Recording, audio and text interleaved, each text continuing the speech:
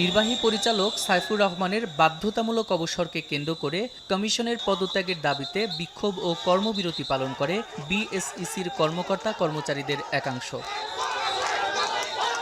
এমন পরিস্থিতিতে রোববার ঢাকা ও চট্টগ্রাম স্টক এক্সচেঞ্জ সহ বাজার সংশ্লিষ্ট 7টি সংগঠন কমিশনের সঙ্গে 2.5 ঘণ্টা বৈঠক করে তাদের পূর্ণ সমর্থনের কথা জানান। আমরা বাজারের সাথে আছি, বাজার আমাদের, আমরা ছিলাম, আছি এবং সামনেও থাকব।